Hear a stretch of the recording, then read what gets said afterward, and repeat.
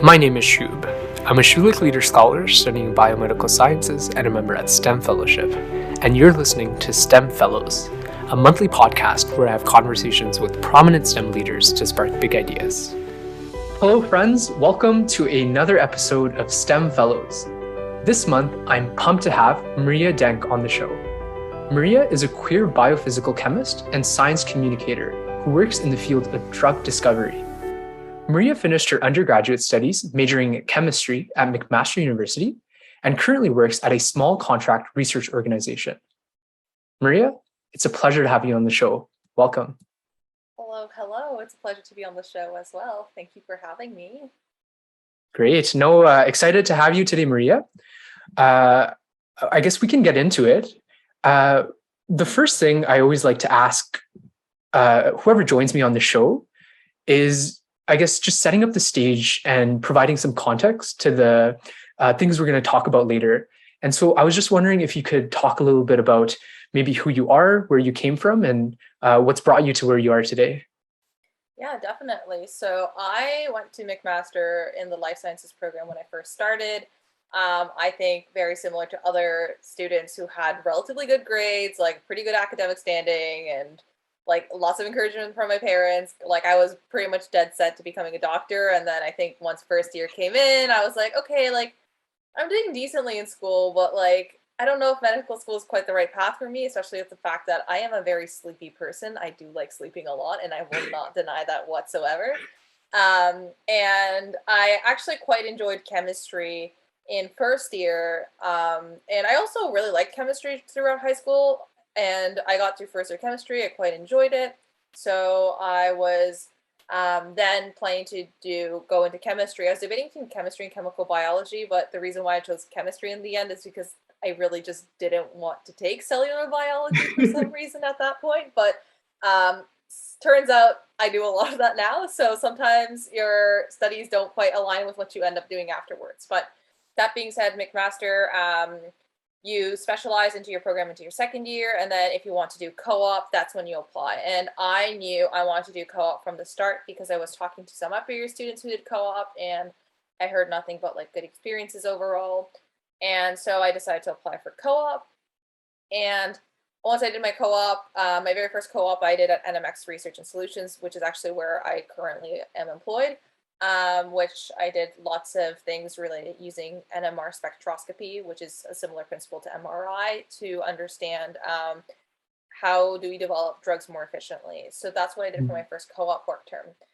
My second co-op work term, I did my thesis afterwards for fourth year, and then my second co-op work term, spoiler alert, it's 2020. So I got a research internship to go to Germany, but you can imagine it got canceled in 2020. Oh, no. So I was kind of like really under the bus, like in many other students my year. So we're just kind of like, oh, rats. And as a result, I kind of had to like quickly backpedal and figure out what I was going to do. And so the founder of the company of NMX, he also owns an academic lab. So I did an internship there, doing a lot more medicinal chemistry. And I think after that, I learned that as much as I do like learning chemistry, I don't like doing it as much. And that's okay. And that's completely fine. So then I did my final fifth year afterwards and did my co-op. After my co-op, I had like the dinky 4-month semester that we do have at McMaster when you do a co-op. And that was all online. And then I think it was like 10:30 on like a random April. I was like, okay, that's my university experience. And that's all, folks. So it's kind of like a really like anticlimactic like university experience, especially for those who graduated. You graduated during COVID. You didn't even have like an actual Yeah. ceremony. Like we had like a legacy ceremony the year afterwards, which is fine. I think it was nice to kind of have that closure, but at the same time, you're just like, I'm mentally moved on, but also not quite at the same time. So Right. that's that. And then I think for me, once I finished my undergrad degree, and especially when I did like that medicinal chemistry internship, I was kind of like in a panic because I was like, oh my goodness, for the longest time afterwards, I was sure I wanted to do like my PhD in sciences. I knew I wanted to do chemistry, but I think having that experience, I was a little bit like, maybe that's not quite what I want. Maybe I do want to do like a graduate degree, but not quite in this field.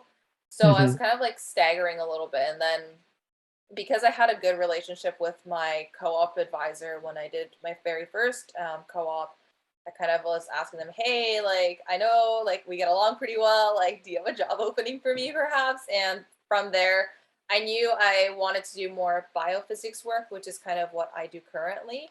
So that's why I ended up working there, and I've been there since last year. So it's already been a year. And then with that being said, I've also kind of picked up a little bit more science communication like the last few years, because I've noticed that I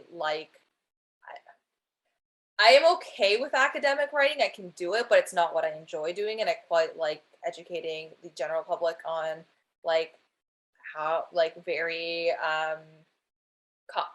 difficult science communication topics. So for example, like those involving more chemistry, with those involving like a lot more things to do with your like general overall health, especially like anything relating to drugs is kind of like my specialty. I'm not a pharmacologist, but I can get like at least a basic grasp of what is like actually fake news or what's like actually legit, that kind of stuff. So it's kind of putting things in layman's terms. Yeah, exactly. A lot of that.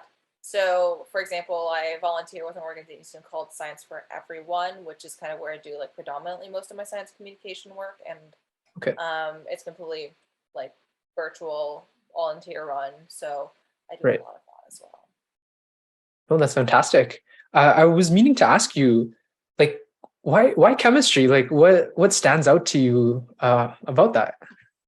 So, because like I've had like I don't know, chemistry hasn't been like my bestest friend. High school, like it was okay, but then once uni hit, I was just like I was originally in a biochemistry program in my first year, but then after I got like that first year general chemistry, and then now even second year organic chemistry, I'm like, yeah, no, thank you. So I transferred out of biochemistry into biomedical sciences, and it was mainly because of chemistry. So like I was just wondering like what stands out to you about chemistry.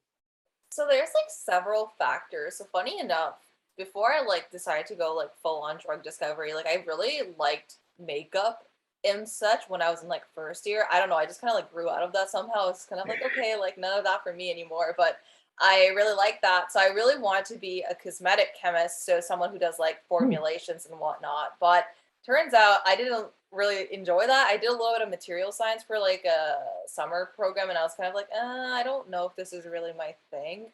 And that's one thing. But the other thing too is I am someone who likes finding patterns and logic, and especially with like organic chemistry. I know there's like that like, oh no, organic chemistry like scary kind of thing. But for me, I just thought it as of like a fun challenge. Like I don't know, especially with like solving NMR spectrum. I'm like, I love playing Sudoku, so I just thought it was like Sudoku on steroids. So I'm like, oh yeah, based on that and that, like I think that would make sense. So I think this is the structure. Like that's kind of the stuff I like personally doing.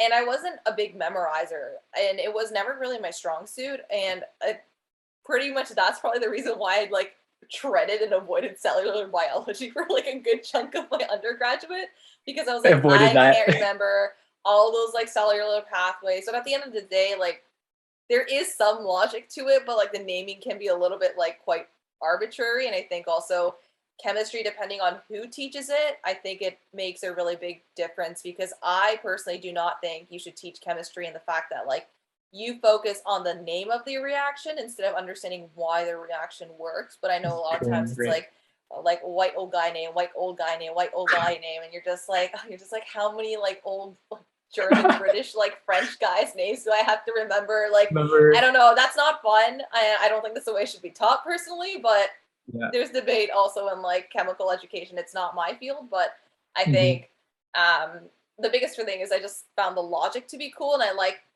I also really loved learning about kind of the active compounds in a lot of plants. So kind of like, why does aloe vera have the soothing effect, or why, I don't know, like the common one I think a lot of times you hear is like, why should you not have grapefruit juice with like medications, like that kind of stuff. I was always curious with the structures, and I don't know. I went to an art school. I was a musician, but I don't know. I always thought the chemical structures look kind of cool. Like I'm not going to deny that. So that was, I think, kind of the other part as well. Okay. Those were my No, two I semesters. can see that. Yeah. Yeah. You said you went to an art school. What instrument did you play? So I played clarinet for 4 years, like 7-ish years, and like I was like a complete band kid. And I still play piano. I haven't played clarinet. I Okay. think that's the one thing that's like kind of sucky when you finish university. It's like, oh, I want to Yeah. get involved in a community band, and you're just like, oh, the people here at the community band are like almost triple my age. Like nothing against No. them, they're really sweet, but like at the same time, I'm Uh, like, I need friends my age too. it's kind of hard. Yeah. No. Because I'm on the same boat. I was an orchestra kid all throughout high school and junior high as well. And then once uni hit, I wasn't able to continue any of that. Like I played the cello. Oh, But I cool. really miss it now, and I really wish I was able to still continue it into Yeah, uni. anyone listening to this podcast, and if you're like a musician turned in scientist, like keep that hobby. Like it grounds you so much. Like I know it's really easy to just be like, yeah, I'm just gonna study and like not care about it. But it was only afterwards where I like started playing piano again. I was like, there was a void in my life that I quite didn't notice was there. Missing it. So No, for yeah, sure. definitely. Oh, really cool. I guess getting back on track, along the same line, I was wondering, now that you graduated uni and you're looking back at your time and your experiences while you were completing your undergrad and master, is there anything you do differently or maybe the same that you'd like to share?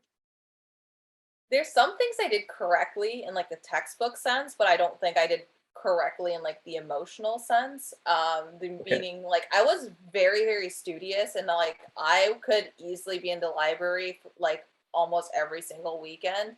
And as a result, I did have good grades, but reflecting back, I think it was a lot of it was like truly anxiety driven. Like I could have easily shaved off like extra hours at the library and be like, okay, like go have fun. Like it's not gonna like ruin you. It's not gonna like destroy your grades or anything. I think that's one thing I definitely would have done differently. And I think it's a learning curve. I think some people I was always kind of like jealous of the people who kind of just have fun and were kind of like, I don't care about the grades I get. Like I'm gonna like it's gonna be all right. And I was like, I wish I had It's a little bit like, more of that mentality. Sometimes like jealousy kind of teaches something about like an insecurity of yourself. I find. mhm, So that was one thing I would definitely do differently. One thing I definitely wouldn't have changed though is the fact that I did quite a bit of extracurriculars. I think I could have shaved down a little bit on the extracurriculars, but at the same time, I think they offered a lot of leadership, kind of personal development, mm, professional development as a result. And I think when you graduate, what you've learned is pretty on par between like one person to the other, but what you can bring to the table in terms of leadership in the context of like, are you a good listener? Are you a good writer? Are you good at like facilitating group discussions? Are you able to manage projects? Those kinds of things are valuable no matter what industry you work in.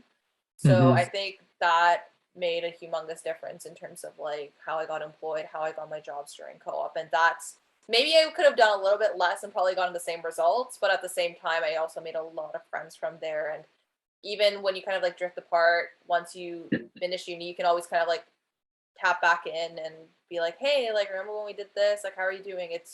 Most people are pretty receptive to that. It's really important that way. Yeah. And I think you might have been saying the same, even if you didn't do as much, then you might have regretted, like, I wish I did more. So Mm-hmm. I guess it's just trying to find a balance between that, as well as even the Yeah. balance between like being so studious and trying to have fun once in a while. So Yeah. yeah, all about the Sometimes balance. like I am someone who can like study as much as they want and probably be Great. okay. Like I probably should have been the opposite where like this is social hour. Like you do not talk about school. Like you do something fun and this. And Maybe I you can think mix both. that's Study with your friends. So now you're yeah. mixing And the both, thing is right? I can't study with my friends, so that's my problem. I always get super Oh, chatty. So I'm like the type of person who needs like the dead silent area, Pomodoro method, go for 5 hours is kind of my method. But again, mhm. it really depends person to person. But there's definitely certain subjects I found which were much easier to talk it out. I think like immunology or something that's a lot more memorization focused, I found was Great. easier to kind of chat out, find the logics, and be like, actually, no, you're wrong there. Oh, actually, that might be a different way to think about it. Those were some. Yeah, I guess it depends on the course. I think certain courses are much easier to talk it out, others less. So, yeah. No, no, that's great. Thanks for sharing about your university experiences, Maria. Just transitioning a bit, maybe we can go into you sharing a bit of your experiences as a queer scientist as a part of the LGBTQ2 plus community. So I would say I wasn't like truly out until like much later in my undergrad. I was kind of like soft opening, like soft out, kind of like my close friends kind of knew my identity, but towards the end, I was kind of like, especially once I volunteered with the Pride Community Center, I felt a lot better in my identity. I mean, I'm bisexual and I do have a partner who is male. And as a result, like there's a lot of like bi erasure, both within like the LGBT plus community and also outside of it. And as a result, I was like, I'm not valid, I'm not welcomed here, so on and so forth. But there's a lot of things that I think people need to realize, especially with like bisexual people, is that, for example, maybe you want to put a content warning on this, but bisexual women are like a lot more likely to be like injured and or like die from like intimate partner violence in comparison to like literally any population other than trans folks. But that's like a truth. And there's other things, for example, like generally domestic violence is a really big one, but also on top of the fact that like people, you get a lot of microaggressions, I think, relative to like like if you're gay, like you might get like an occasional like really like off comment, but if you're bisexual, you might be like, oh, like you've made your decision, or like, no, you're just experimenting, it's just a phase. Like those are a lot more common. But I would say I think between when I started and now, I think there's a lot more push towards like equity, diversity, inclusion initiatives, which oftentimes are a little bit more surface level than like actual meaningful changes in departments. But I think overall there is a stronger push. Again, we're based in Canada, so it's a little bit Different different than living in everywhere, like especially like there's definitely different parts of the world where it's a lot more like aggressive and worse, especially in like the southern states and like definitely in certain parts of the world. But I would say I think I was like very scared to come out when I was still in my early years, but I think volunteering again for a queer organization helped. And I think just learning a lot more about like queer history. I mean, though a lot of the queer history I know is very North America centric, but at the same time, understanding like how do we come to our rights today? Like what can we do currently to make sure we keep those rights? Like what can we like actually do to prevent rights from being repealed, so on and so forth. But yeah, I would say when I first started, definitely I didn't feel as welcomed, but now it's better. But again, it really depends on the lab that you're in, the institution that you're in, the company that right? you're in.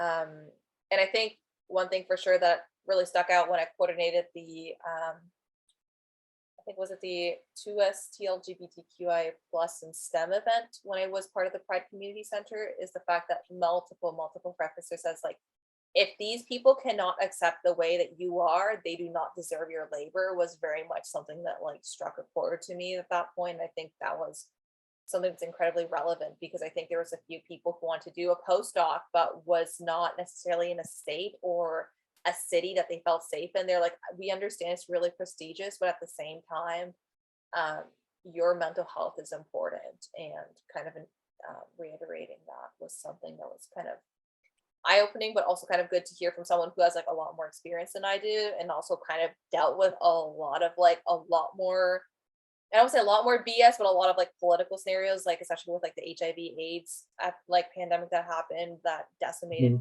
a lot of the gay population. But yeah, so I want to say things are better now, but at the same time, I'm very aware that it might not be the case worldwide. Yeah, no, because this is a really sensitive topic, right? And I appreciate you being able to, I guess, share your experiences about it and spread the word, because I think one of the best things we can do right now is just get the discussion going.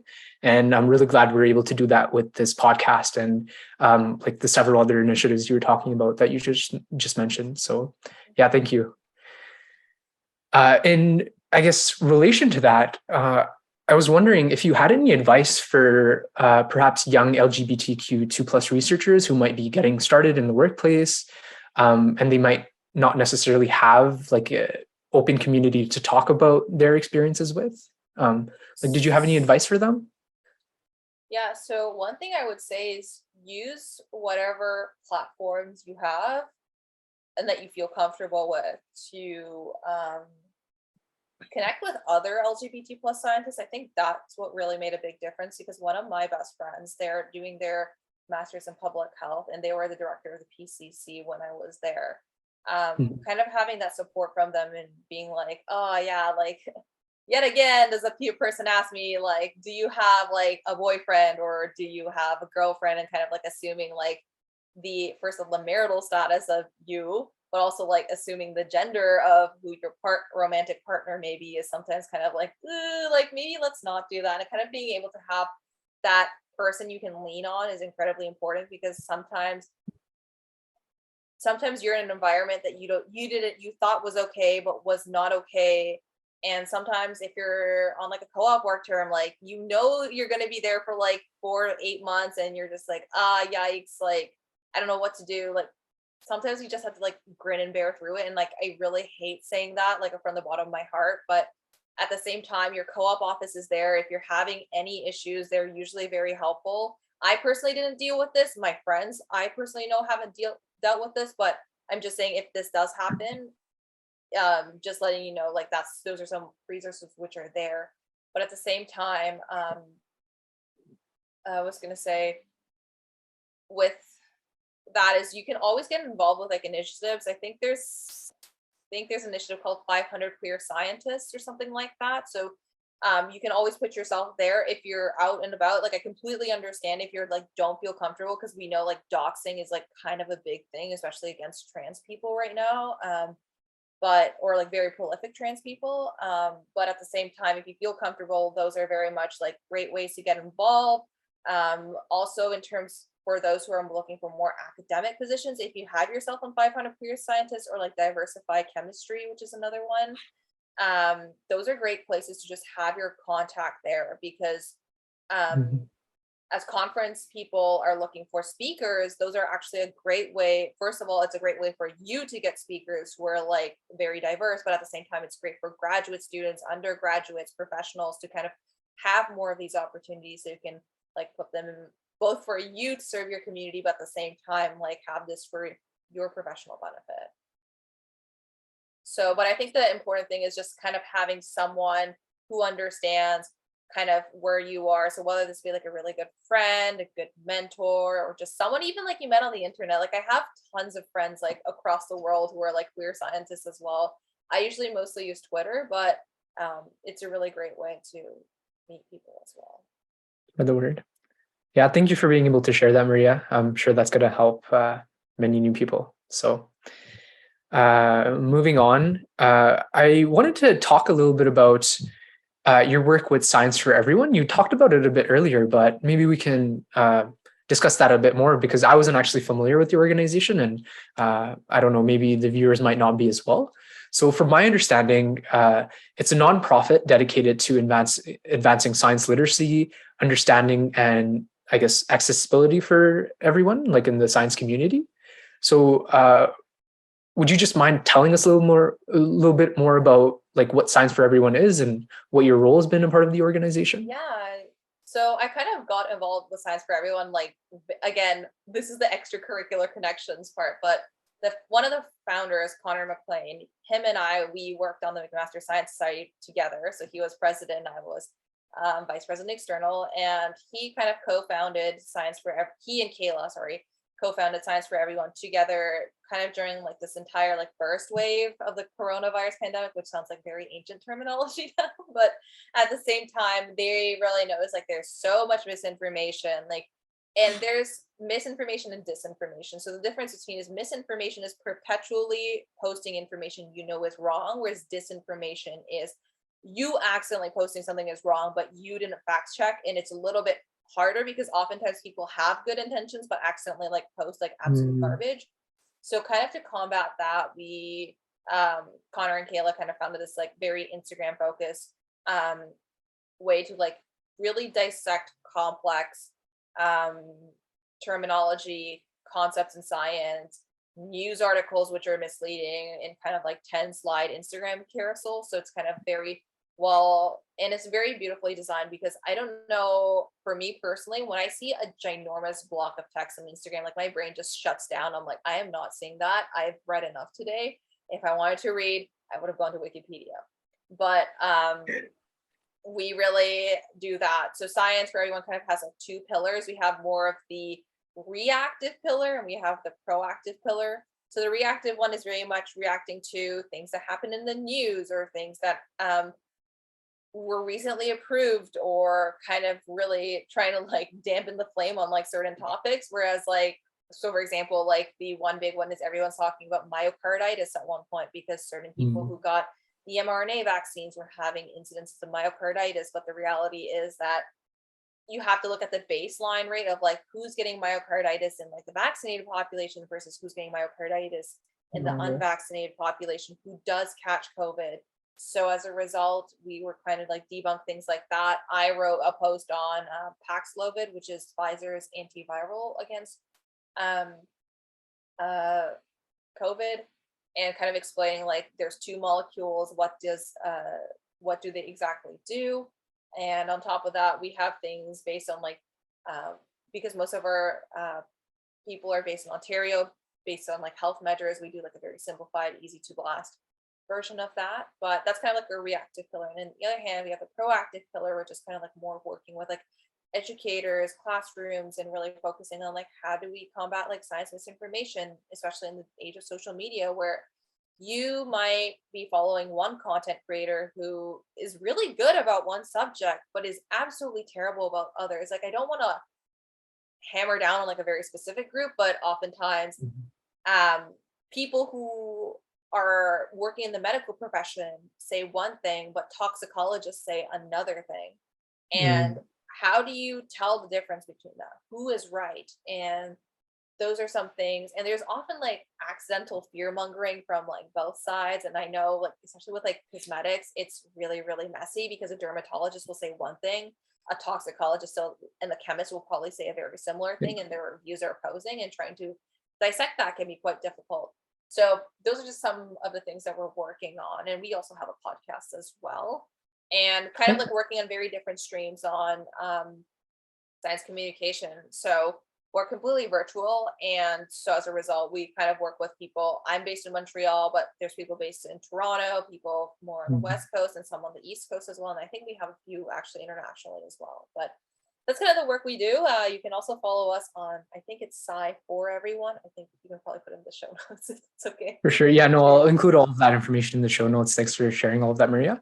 That sounds like a really neat initiative. And I wish I knew about it earlier because I guess there was a lot of misinformation actually during the pandemic when it initially all started. And even before then, like we talked about it in like my social studies class.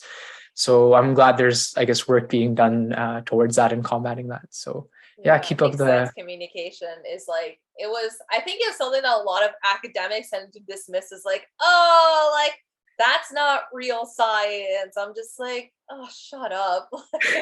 Like, I think it's so important to be able to disseminate this knowledge to a very, very general audience and make it like, the thing is, science can be ambiguous.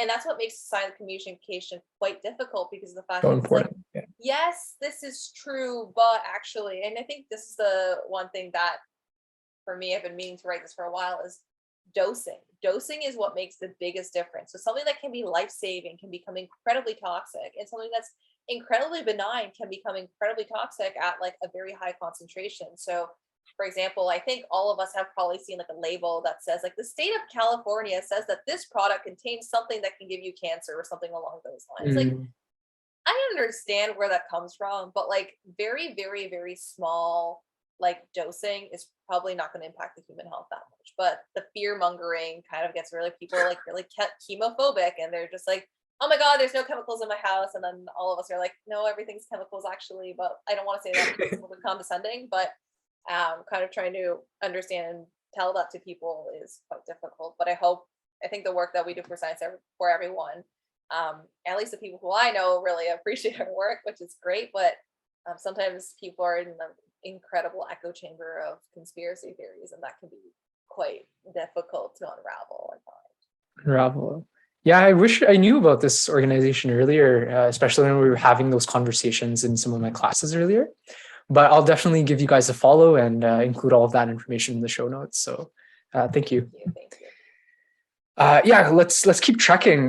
Next, I was wondering if you could talk a little bit about some of the resources that have helped you along the way. Like it could be, I don't know, maybe like a mentor you've had, or maybe something that you've came across, or maybe like an epiphany that you had.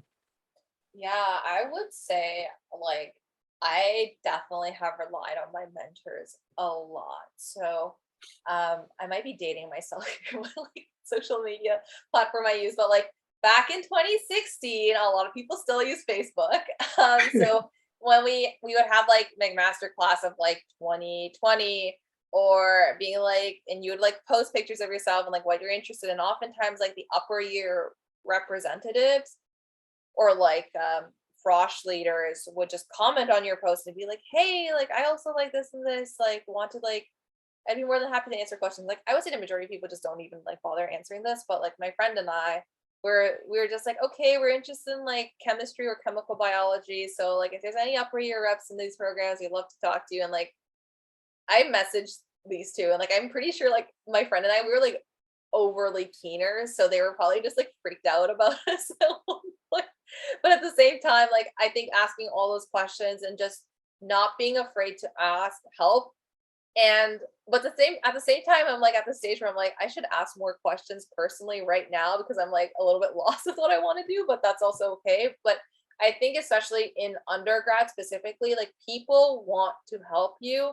And as a result, like whether it be your frosh leader or your like your residents, what are they called? Dons? Don? I don't know what they're called. Like we call them like residence advisors at McMaster, but I think they have like a different name depending on the university. But like you can ask them, you can ask your professors. Like I would say the majority of first year professors, at least from my experience, really wanted to help you out. So and just using all those resources because I think oftentimes we're really scared that people want us to fail or people are out to get us, but the reality is like most people just want to help, and you like having a village around you definitely makes you, when you have your bad days, they're there to support you, but at the same time you want to cheerlead your friends when they're having successes and whatnot.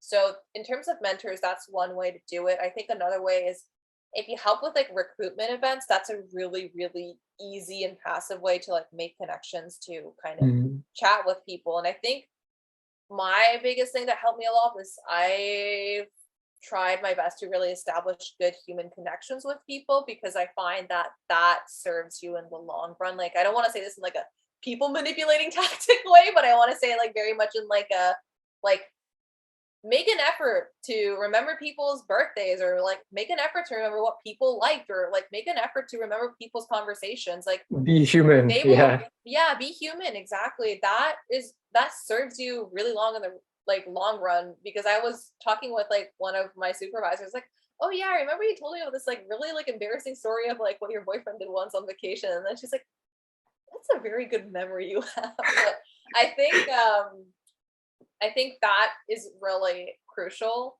And just I think having like human connection is super important. And I think finally, once you kind of get out of that like extracurricular undergrad scenario is like LinkedIn. And I often find Mhm. you have soft connections. And as a result, what I mean by soft connections or like warm connections is like people you may have indirectly volunteered with, people who have connections with people who you've worked with or volunteered or did extracurriculars with, people who you may know from your community already. So whether this be like a religious affiliation or a volunteer or like just someone who went to the same high school as you, just having that is very, very important.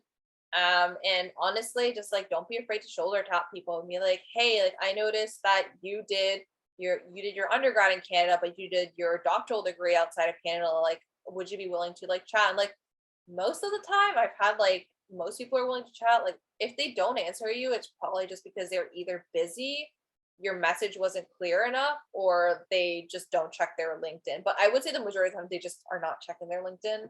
So I would say don't be afraid to just kind of like reach out. And there's also times where cold calling just completely works. Like you can just like introduce yourself, just don't be like, hey, I want a job. Can I connect with you? Like, that's just not appropriate. Just look at their LinkedIn profile. Just say like, hey, I noticed you did XYZ according to your LinkedIn profile. I was really curious about your experience there. And I was wondering if you would be willing to chat. I'm located in this time zone. Let me know if there's a time that works for you. Something like that is more than sufficient. I feel like you've done that quite a lot, and maybe it's worked out for you. So Yeah, I would say LinkedIn is like an absolute gold mine of information. So if you're very curious about a very specific position um, at a company, that's a great way to just reach out to people and just kind of chat about it. Um, I would say like the earlier you get started on LinkedIn, the better. I think oftentimes in sciences we're kind of like, oh, you don't really need LinkedIn. Like your publications is what matters. Like not real. Like yes no. and no. Like if you want to be a professor specifically, maybe, but on average, it's more who you know rather than what you know that matters.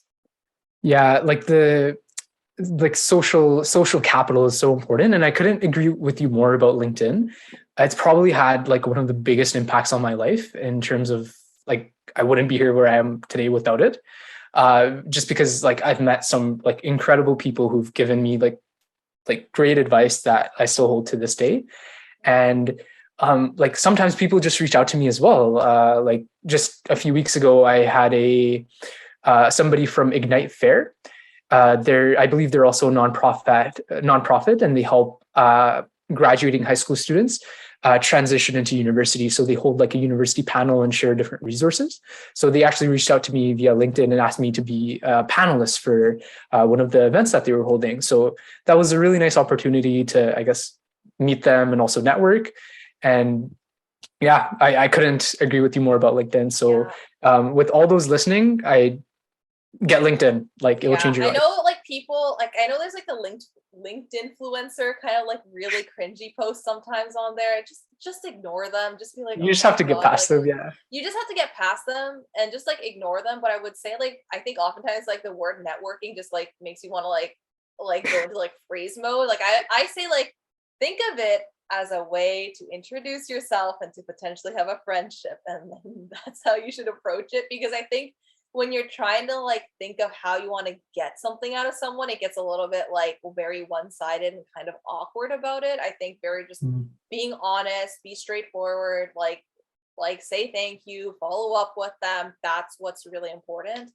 So I would say like LinkedIn, get on. And on that, I think that's the LinkedIn. I think that's enough. They should probably sponsor this podcast now, just Yeah, because. honestly. Yeah. So, uh, yeah, I didn't have much. I noticed you when you were signing me your bio. You told me that you're a public transit enthusiast, and when I read that, I'm like, wait a second, like I've never heard that before. So I Googled it, and still I was like a bit confused about like what that is. So for like me and others who might be listening right now, not sure what that is, would you mind telling us a little bit about it and I guess how you developed that interest? Yeah, so funny enough, my love for public transit comes from the fact that I grew up in Mississauga, Ontario, which is a ginormous suburb of Toronto, and you cannot do anything in that suburb without a car. And I felt like I was effectively under like I don't know, what's the word I'm looking for? House arrest, basically, because I was like, I can't get out of my parents' house. And like, this really sucks. I mean, you could use the bus, you could use the my way, but at the same time, it would take me like an hour and a half to go to my high school, which would have Yeah. taken me a 15-minute drive if I knew how to drive. I mean, that's part one. And I think part two is the fact that I'm Japanese and German. And I spent time in Japan as a kid, and I also spent time in Germany sometimes as a kid. And just being able to get anywhere or almost anywhere with like a train was so mind-bogglingly amazing. I was like, why do we not invest in this in Canada? Because I'm not joking, like half of Canada lives between Windsor and Quebec along the St. Lawrence River. I'm like, if you are going to put a high-speed rail, I swear to God, put a high-speed rail there. I don't know Right when the there. government will do that. I also just think like Canada and like US as like a country, like both of them, which are like colonized countries, which basically were built on railroads Real, I functioning. know. Just having absolutely no functional railroad is just Following, yeah. like what happened? But I really like I I live in Montreal. I love using like public transit and just getting to work. It's also partially because I hate driving as well. And I'm just like, but the other thing too is like cars are so expensive. Like it's absolutely mind-boggling that we expect someone to be like, okay, you're gonna spend $20,000 because otherwise you can't get to work. It's like that's weird. Like That's not why? it. You have to Like also pay for parking, like you have to pay sometimes for as well. parking. You have So to pay for gasoline. Like you have gas, to like like especially with insurance. like insurance. I'm like looking at sometimes insurance. I'm like this is like almost like half of someone's rent. Sometimes I'm just like this is a massive yikes for me. So I think generally speaking, like if we can, it's funny because I feel like in North America we talk about like freedom to like drive everywhere, which is like okay, fine, but like is Japan actually that much of like a freedom lacking country? Like I don't know. So yeah, I like public transit. I'm very pro public transit projects, like pro bike lanes.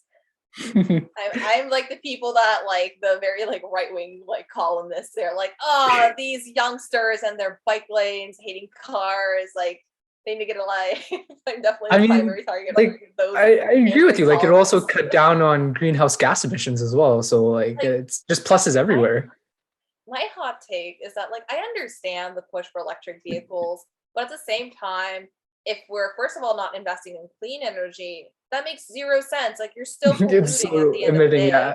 And then second of all, like concrete is like one of the biggest concrete production is one of the biggest greenhouse gas emissions of like the entire world. So like even if you are using EVs, like if you're putting asphalt everywhere and concrete everywhere, like you're not actually putting any good public transit policies. And like on top of that, like if you can like transport a bunch of people, like I don't know, let's say like 50 people in one bus versus 50 people on the road, it's a lot better. Like you use a lot less space, a lot less gas, like Mhm. less traffic, but alas.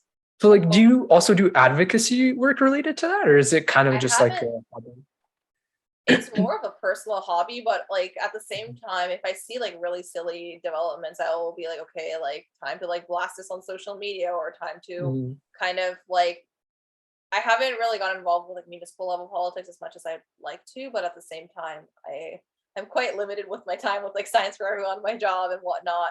Yeah. So yeah, but I really try like educate people on the fact that, like especially mostly in my close friend groups. I'm like, yes, like I get it, EVs are kind of cool, but have you considered this?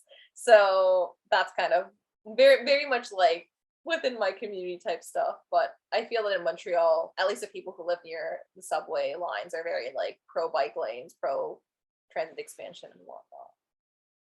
Okay. Yeah, no, thank you for educating me about what a public transit enthusiast is. Yeah, people might know it under the acronym NUMTOT, which was like, again, I'm dating myself, was a Facebook group called New Oh, okay. Urbanist Memes for Transit Oriented Teens, which is like initially just started off as like a very much like public transit enthusiast page being like, look at the state of the New York subway and like the richest country of the world. And then we look at China on the other hand, which has like super clean, but like subway stations. It's like, where are our priorities, America? Resetting them. Well, hopefully they'll make some changes in the future. So Yeah. At least hope for California is that. supposed to get us high speed rail finally, apparently. So Oh, they we'll just see. passed that. I think they just passed it recently. I don't know. I don't want to be saying like complete BS, but I know there's like a proposed line and I think it's going forward. So good for them. Crossovers. Yeah. And I know that Alberta might also be getting one between Edmonton and Calgary, like a high speed rail for people who might Good. commute between them. So yeah, That's good. changes are Like being honestly, made. Toronto, Montreal needs a high speed rail. Like every time I visit my They need to parents, get it together. Yeah. it's just like I look at it, for example, in France, like the TGV, which is Train Grande Vitesse, so like literally extreme speed train. Like if you went at that speed, which is like I think currently is the fastest train in the world, or like passenger train in the world. I think going from Montreal to Toronto would be about like 2.5, 3 hours. Currently, it's like 5 hours on Via Rail without like any cargo delays because in Via, Holy. when there's a cargo, the cargo is prioritized over the passenger, which is like I have places to be and places to see. Why does this like shipping cart have to go before me? Well, let's hope that they also work on that between Yeah, Toronto and Montreal. So I hope so. all Yeah. good. Yeah. So, Maria, I guess just wrapping things up, did you have any final words of wisdom or advice you'd like to leave everyone with today? I think the biggest thing is like just be human and always like be understanding of people. I think sometimes it's really easy to be like, I mean, I'm not 100% like great at this either, being like, oh, like this person's trying to get something out of me, and just be like, okay, like calm down, like maybe they just like need help. And just I think paying it forward just by like, whether it be like if you've been helped out by someone, make sure to always like mentor back, make sure always to give back. I think that's really important, because I think sometimes when we live in an incredibly like individualized society, it's really easy to just be in like this like hustle, like rat race of just kind of be like, I gotta be number one, I gotta be number one. But like, I know this is like very like live, laugh, love-esque of LinkedIn, but it's, I think there's like a quote which is like, it's faster to go alone, but you can go farther together, or something like that, or Oh, I like really farther like that. or Wow. something along those lines. I am very like guilty of sometimes being like, okay, I'm gonna go alone, I'm gonna go fast, but sometimes it's better to kind of just like relax, work as a team, and kind of get together. Because honestly, like your team working skills is kind of what's really valued. And I know like both in like a very like capitalist like work sense, but at the same time, like just in your general community, like just in your friend groups, like even within your own family, just being like a good team player, being understanding is really, really important. So I think that's kind of what I would leave it off at. Yeah, I couldn't agree with you more. Thank you for putting that into words and sharing that with everybody. Yeah, it was a pleasure having you on the show, Maria. Thanks for joining us today and sharing all about your experiences with science communication, your work, your undergraduate degree, and your experiences as a queer scientist. Really appreciate it. Right. Thank you so much for having me as well. That's all for this month. Thank you for listening. If you liked this episode, please leave a review on Apple Podcasts. If you have questions or thoughts about this episode, or just want to connect, I'd love to get an email from you at the email address that's listed in the show notes. Thank you again for listening, and I'll see you next time.